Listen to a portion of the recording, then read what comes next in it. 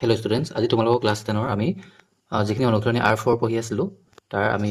Question number 3টো solve কৰিব লৈছোঁ। তোমালোকে শেষলৈকে ভিডিঅ'টো স্কিপ নকৰাকৈ চাই থাকিবা। মই এইখিনি তোমালোকক বহুত ইজি নিয়মত শ্বৰ্ট ফৰ্মত কেনেদৰে কৰিব পাৰি সেইখিনি তোমালোকক মই দেখাই আছোঁ। ঠিক আছে, এতিয়া প্ৰথম কুৱেশ্যনটো দিছে উৎপাদক বিশ্লেষণ কৰা। চাই লোৱা x² plus xy plus 6x plus 6y এই সংখ্যাকেইটা আমি কি কৰিব লাগিব, আমি উৎপাদক বিশ্লেষণ কৰিব লাগিব। তাৰ কাৰণে আমি একেবাৰে ইজি মেথডত কৰিম। এতিয়া চাবা, আগতে আমি এনেকুৱা অংক কৰিছিলোঁ। এতিয়া যেতিয়া এনেকৈ চাৰিটাকৈ সংখ্যা থাকিব তেতিয়া তোমালোকে দুটাকে সেইটো ভাগ কৰি ল'বা। ঠিক আছে, ভাগ কৰি লোৱাৰ পিছত চাবা প্ৰথমতে কি আছে x², সেই x² ভাঙি ল'বা। x² ভাঙিলে কি হ'ব, x পূৰণ x। তাৰপিছত আছে xy, xy ভাঙিলে কিমান হ'ব, x পূৰণ y। তাৰপিছত ইহঁত দুটা আমি কি উলিয়াম, সাধাৰণ উৎপাদক উলিয়াম। ইহঁত দুটা সাধাৰণ উৎপাদক কি হ'ব, এই দুটা হ'ব। তাৰমানে যি দুটা সংখ্যা মিলি থাকিব সেই দুটাই সিহঁতৰ সাধাৰণ উৎপাদক হ'ব। এতিয়া সাধাৰণ উৎপাদক কিমান হ'ব, x। তাৰমানে এই দুটা সংখ্যাৰ পৰা আমি এটা x ধৰিব পাৰোঁ। তাৰমানে দুটা xৰ পৰা এটা x ধৰিবা। ঠিক আছে, এতিয়া চোৱা এই দুটা xৰ পৰা এটা x ধৰিলে xটো আমি ইয়াত লিখিব পাৰোঁ। ইয়াত লিখাৰ পিছত এতিয়া চোৱা x² আছে, সেই x² কি সংখ্যা মিলি নাথকা সেইটো আমি ইয়াত লিখিব লাগিব। এতিয়া চোৱা x² আছে, x² তলত আমি কি লিখিব লাগিব, ইয়াত কি সংখ্যা মিলি নাথকা, x² কি সংখ্যা মিলি নাথাকা, xটো নামিলে সেইকাৰণে আমি x লিখিম। প্লাছ চিন থকাৰ কাৰণে আমি প্লাছ লিখিম। তাৰপিছত কি আছে xy আছে, xyত কি সংখ্যা মিলি নাথকা, yটো মিলি নাথকা, তেতিয়াহ'লে আমি কি লিখিব পাৰোঁ, y লিখিব পাৰোঁ। ঠিক আছে, তাৰপিছত ব্ৰেকেটটো ক্ল'জ কৰি দিবা। তাৰপিছত চাবা কি চিন আছে, প্লাছ চিন আছে, সেইকাৰণে প্লাছ চিনটো এনেদৰে পাতিবা। ঠিক আছে, এতিয়া চাবা 6x আৰু 6y এই সংখ্যা দুটাৰ পৰা আমি কি কি লিখিব পাৰোঁ, 6xটো আমি কেনেদৰে ভাঙিব পাৰোঁ, 6 × x। ঠিক আছে, তাৰপিছত 6yটো আমি কেনেদৰে ভাঙিব পাৰোঁ, 6 × y। ইয়াত সাধাৰণ উৎপাদক কি হ'ব, সাধাৰণ উৎপাদক হ'ব 6, কাৰণ 6টো দুইটা সংখ্যাতে আছে। তেতিয়াহ'লে আমি সেই 6টো আমি বাহিৰত লিখিব পাৰোঁ, ব্ৰেকেটৰ বাহিৰত। তাৰপিছত চোৱা 6xত কোনটো সংখ্যা মিলি থকা নাই, কোনটো লেটাৰ মিলি থকা নাই, xটো মিলি থকা নাই, সেইকাৰণে আমি x লিখিম। তাৰপিছত কি আছে, প্লাছ চিন আছে, সেইকাৰণে আমি প্লাছ চিন দিম। 6yত কি মিলি থকা নাই, yটো মিলি থকা নাই, সেইকাৰণে আমি 6y তলত yটো পাতিম। এটা কথা তোমালোকে মন কৰিবা, যদিহে ব্ৰেকেটৰ ভিতৰত থকা সংখ্যা দুটা একে হয়, দেখিছে নহয়, x + y, এইটো x + y একে যদি হৈছে তেতিয়াহ'লে এইটো অংক তোমালোকে শুদ্ধ হৈছে বুলি ভাবি ল'বা। ঠিক আছে, এইটো হৈছে এটা বুদ্ধি। এতিয়া চাবা যিকেইটা সংখ্যা ব্ৰেকেটৰ বাহিৰত আছে, তাৰমানে ব্ৰেকেটৰ ভিতৰত সোমাই থকা নাই, সেইকেইটা সংখ্যা প্ৰথমতে লিখি লোৱা। এই xটো ব্ৰেকেটৰ বাহিৰত আছে আৰু +6টো ব্ৰেকেটৰ বাহিৰত আছে, সেইকাৰণে সেই দুটা প্ৰথমতে লিখি লোৱা। তাৰপিছত যি দুটা সংখ্যা ব্ৰেকেটৰ ভিতৰত আছে সেই দুটা সংখ্যাৰ পৰা যিকোনো এটা লিখি দিলে এনচাৰটো হৈ যাব। তাৰমানে এই দুটাৰ ভিতৰত এটা লিখিবা, যিকোনো এটা। ঠিক আছে, এইটো হৈছে এনচাৰ। তেতিয়াহ'লে তোমালোকে দেখিছে কিমান ইজি হয় এইখিনি অংক। এতিয়া 2 নম্বৰ কুৱেশ্যনত কি দি থোৱা আছে সেইটো চোৱা। 2 নম্বৰ কুৱেশ্যনত দি থোৱা আছে xy + x + y + 1 এই সংখ্যাটো আমি উৎপাদক বিশ্লেষণ কৰিব লাগে। তাৰ কাৰণে আমি প্ৰথমতে যিটো কুৱেশ্যনত দি থোৱা থাকিব সেইটো প্ৰথমতে লিখি ল'ম। তাৰপিছত আমি দুটাকে ভাগ কৰিম। ঠিক আছে, এতিয়া দুটাকে ভাগ কৰাৰ পিছত প্ৰথম দুটাৰ আমি কি উলিয়াম, সাধাৰণ উৎপাদক উলিয়াম। এতিয়া প্ৰথমতে কি আছে, xy আছে, xy সাধাৰণ উৎপাদক কি হ'ব, x × সাধাৰণ উৎপাদক নহয়, xyটো ভাঙিলে কি হ'ব, x × y। তাৰপিছত আছে কি আছে চোৱা, x আছে, তাৰপিছত তোমালোকে xটো লিখি লোৱা। xটো কি হ'ব, xয়ে হ'ব। সেইকাৰণে এতিয়া চোৱা এই দুটাৰ ভিতৰত কোনটো সংখ্যা মিলি আছে, এই x আৰু এই xটো মিলি আছে, তাৰমানে এই দুটা লেটাৰ মিলি আছে। তেতিয়াহ'লে সাধাৰণ উৎপাদক কি হ'ব, x। তাৰমানে এই দুইটাৰ ভিতৰত এটা লিখিলে হ'ল, xটো মিলি আছে সেইকাৰণে x লিখিবা। তোমালোকে দুটা x লিখি দিবা, বুজি পালা, এটা x লিখিলে হ'ল। এতিয়া চোৱা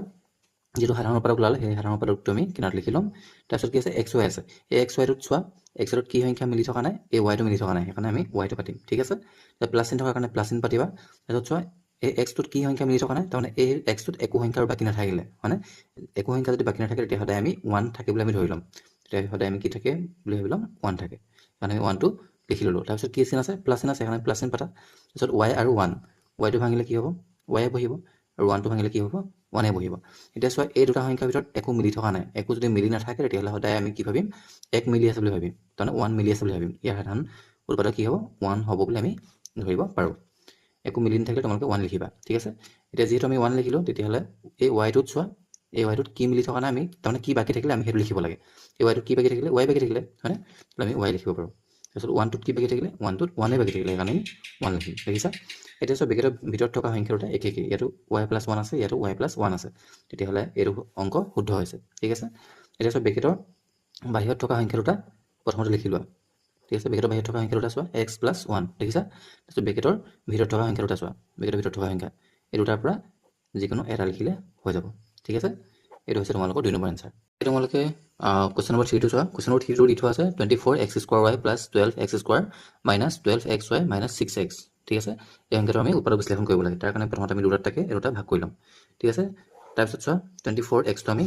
24x² yটো আমি ভাঙি ল'ব লাগিব, 24x² y। ঠিক আছে, এই 24টো আমি কেনেদৰে ভাঙিব পাৰোঁ, এইটো প্ৰথমতে তোমালোকে চুটি নিয়মে কৰি চাবা। 24টো 2 যাব, 2 × 12 = 24, 2 × 6 = 12, 2 3 গুণ 6 তাৰপিছত কি হ'ব 3 গুণ 3 ঠিক আছে 2 পূৰণ 2 পূৰণ 2 পূৰণ 3 পূৰণ এতিয়া x কেইটা আছে দুটা আছে কাৰণে আমি x দুটা লিখিছোঁ তাৰপিছত y কেইটা আছে y এটা থকা কাৰণে y এটা লিখিছোঁ বুজি পালা তাৰপিছত কি আছে 12x স্কোৱাৰ চ' 12x স্কোৱাৰ 12টো আমি কেনেদৰে ভাঙিব পাৰোঁ 2 পূৰণ 3 তাৰপিছত x কেইটা আছে x দুটা আছে সেইকাৰণে আমি x পূৰণ x লিখিব পাৰোঁ ঠিক আছে এতিয়া যিকেইটা মিলি আছে সেইকেইটা তোমালোকে এনেদৰে বাছি লোৱা এটা মিলি আছে এইটো x মিলি আছে আৰু এইটো xও ইয়াৰ লগত মিলি আছে ঠিক আছে এতিয়া সাধাৰণ যিটা উৎপাদক হয় সেইকেইটা লিখা এই দুটাৰ পৰা এটা 2 মিলিলে এই দুটাৰ পৰা এটা 2 আনা এই তিনিটা এই দুটা 3 পৰা এটা 3 আনা এই দুটা x ৰ পৰা এটা x আনা আৰু এই দুটা x ৰ পৰা এটা x আনা ঠিক আছে এতিয়া এই গোটেইটা পূৰণ কৰা 2 গুণ 4 4 3 গুণ 12 12 হ'ল x দুটা থকাৰ কাৰণে x স্কোৱাৰ আমি লিখিব পাৰোঁ তাহলে ইয়াৰ সাধাৰণ উৎপাদক 12x স্কোৱাৰ পালোঁ আমি লিখিব পাৰোঁ 12x স্কোৱাৰ ঠিক আছে এতিয়া চোৱা 24x স্কোৱাৰ y এতিয়া 24x স্কোৱাৰ y কি সংখ্যা মিলি থকা নাই কি সংখ্যা মিলি থকা নাই এই 2 আৰু এই y টো মিলি থকা নাই দেখিছা নহয় তাহলে আমি কি লিখিব পাৰোঁ ইয়াত 2y লিখিব পাৰোঁ ঠিক আছে তাৰপিছত প্লাছ থকা কাৰণে প্লাছ লিখিবা এবাৰ 12x স্কোৱাৰ লৈ আহা 12x স্কোৱাৰ কি সংখ্যা মিলি থকা নাই গোটেইখিনি সংখ্যা মিলি আছিলে সেইকাৰণে ইয়াত একো বাকী নাথাকিলে সদায় আমি 1 বুলি ধৰি ল'ব লাগে তাৰপিছত মাইনাছ চিন থকাৰ কাৰণে মাইনাছ দিয়া ঠিক আছে এতিয়া চাবা এতিয়া আমি এই দুটা ভাঙি চাওঁ এই দুটা ভাঙিলে কিমান হ'ব 12xy is equal to 12 আমি কেনেদৰে ভাঙিব পাৰোঁ 2 পূৰণ 3 পূৰণ x পূৰণ y x আৰু y আছিলে সেইকাৰণে আমি xy লিখিলোঁ তাৰপিছত কি আছে 6x তোমালোকে পাতি দিয়া কিমান হ'ব 2 পূৰণ 3 পূৰণ x দেখিছা এতিয়া চোৱা এইটো 2 ইয়াৰ লগত মিলি আছে এইটো 3 ইয়াৰ লগত মিলি আছে এইটো x ইয়াৰ লগত মিলি আছে তেতিয়াহ'লে আমি কি লিখিব পাৰোঁ 2 পূৰণ 3 পূৰণ x তাৰমানে এই দুইটা 2 পৰা এটা 2 এই দুটা 3 পৰা এটা 3 দুটা x পৰা এটা x এই গোটেইটা পূৰণ কৰিলে কিমান হ'ব 6x ওলাব বুজি পালা এতিয়া আমি কি লিখিম 6x টো লিখিলোঁ ব্ৰেকেট দিবা তাৰপিছত 12xy কি মিলি থকা নাই 12xy 2 আৰু y টো মিলি থকা নাই সেইকাৰণে 2y বুলি লিখা 2y এতিয়া ইয়াত চিনডাল চেঞ্জ হ'ব ইয়াত মাইনাছ থকাৰ কাৰণে মাইনাছ তোমালোকে বহাব নোৱাৰা বুজি পালা কেলৈ বহাব নোৱাৰা কাৰণ যদি আমি ইয়াত মাইনাছ দিওঁ তেতিয়াহ'লে আমি ইয়াত মাইনাছ ওলাবৰ কাৰণে ইয়াত আমি প্লাছ দিব লাগিব তেতিয়াহে কি হ'ব মাইনাছে প্লাছে মাইনাছ ওলাব ঠিক আছে তোমালোকে তেনেকৈ নকৈ পিনে আৰু অকণমান শ্বৰ্ট মেথডত কৰিব পাৰা আৰু কেনেকৈ কৰিবা মাইনাছে ডাইৰেক্ট তোমালোকে ইয়াত প্লাছ বহাই দিব পাৰা এইটো খালি লিগেল মেথড নহয় তোমালোকে এইটো লিগেল মেথডত কৰিব লাগিব তাৰমানে মাইনাছে প্লাছে ইয়াত কি ল'ব লাগিব মাইনাছ ল'ব লাগিব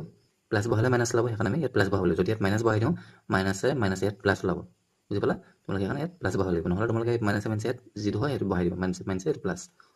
তাৰপিছত 6xত কি বাকী থাকিলে 6xত একো বাকী নাথাকিলে সেইকাৰণে আমি 1 বহাম ঠিক আছে এতিয়া চোৱা বেকেটৰ ভিতৰত থকাকেইটা একে হৈছে 2y + 1 এইপিনে 2y + 1 এতিয়া বেকেটৰ বাহিৰত থকাকেইটা প্ৰথমতে লিখি লোৱা 12x স্কোৱাৰ তাৰপিছত -6x হ'ল তাৰপিছত আকৌ লিখিবা যিকেইটা বেকেটৰ ভিতৰত আছে সেইকেইটা লিখি লোৱা 2y + 1 ঠিক আছে এই দুটাৰ পৰা আমি এটা লিখিছোঁ এতিয়া চাবা এই দুটাৰ পৰাও কিবা সংখ্যা কমন আহিব ঠিক আছে এতিয়া আমি এই দুটা সংখ্যা ভাঙি ল'ম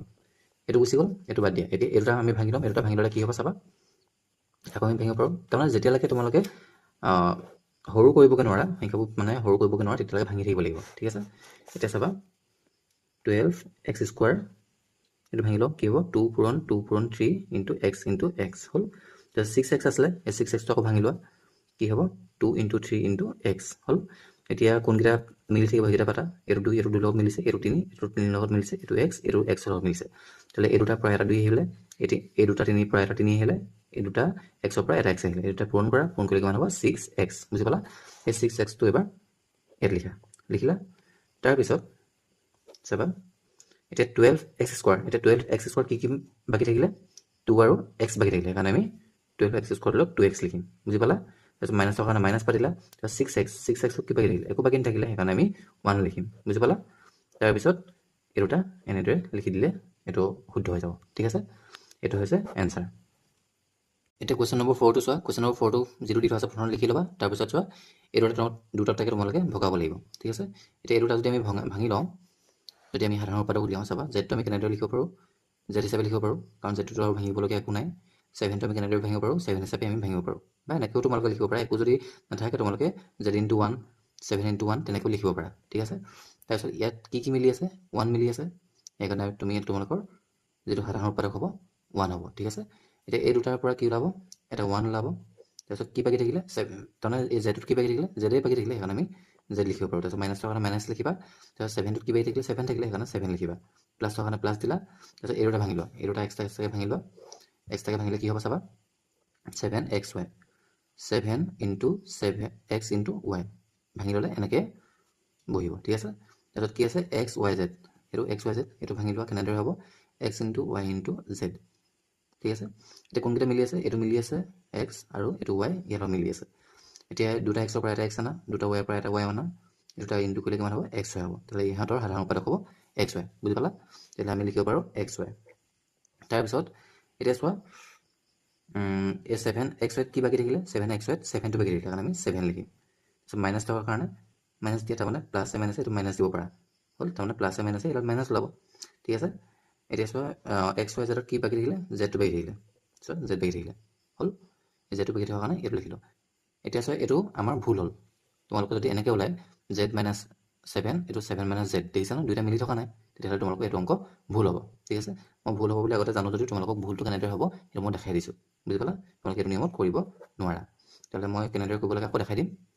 এতিয়া তোমালোকক কুৱেশ্যন নম্বৰ 4টো চাই লোৱা আগৰটো তোমালোকে কেনেদৰে ভুল হ'ব পাৰে তোমালোকে দেখিলে এতিয়া চোৱা আমি এইটো প্ৰথমতে লিখি ল'ব লাগিব যিটো কুৱেশ্যনত দি থোৱা থাকিব সেইটো তোমালোকে লিখি ল'বা ঠিক আছে তাৰপিছত যিহেতু এইটো নিমিলিলে তেতিয়াহ'লে আমি কি কৰিম এইটো অলপ আমি সজাই ল'ব লাগিব এতিয়া আমি কেনেদৰে সজাম সেইটো চাবা প্ৰথমতে আমি 7xyটো আনিলোঁ 7xy লগত আমি এই -7টো আমি সজাই ল'লোঁ ঠিক আছে তাৰপিছত যিটো -xyz আছিলে সেইটো এই জেডটোৰ লগত আমি সজাই ল'লোঁ এই জেডটোৰ আগত কি চিন আছে প্লাছ চিন আছে তেতিয়াহ'লে আমি এই জেডৰ আগত আমি প্লাছ চিন দিব লাগিব যদি মাইনাছ থাকে মাইনাছ দিবা ঠিক আছে এতিয়া এই দুটা আৰু এই দুটা তোমালোকে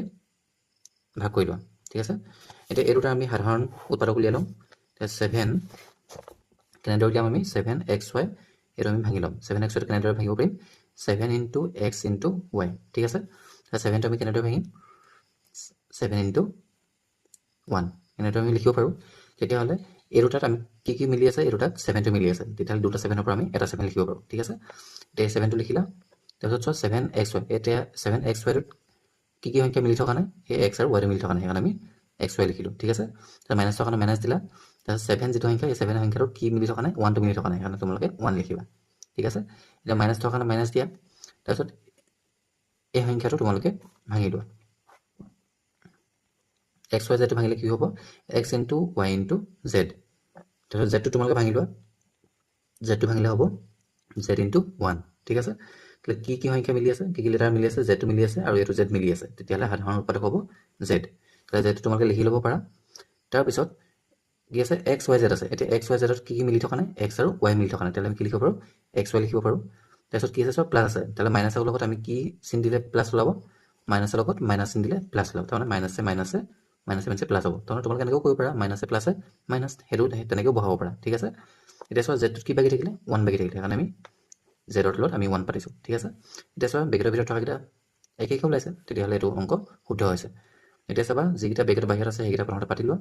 তাৰপিছত যিকেইটা ভিতৰত আছে তাৰ যিকোনো এটা পাতি লোৱা ঠিক আছে এইটো হৈছে তোমালোকৰ 4 নম্বৰ এনচাৰ তোমালোকে যদি বুজি পোৱা নাই তেতিয়াহ'লে মোক কমেণ্ট কৰি দিবা মই তোমালোকক ইজি মেথডত আকৌ বুজাবৰ কাৰণে ট্ৰাই কৰিম ঠিক আছে আজিলৈ আহোঁ বাই বাই